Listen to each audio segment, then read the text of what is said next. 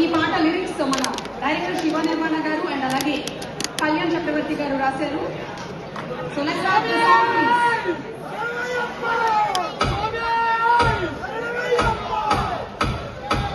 స్వామి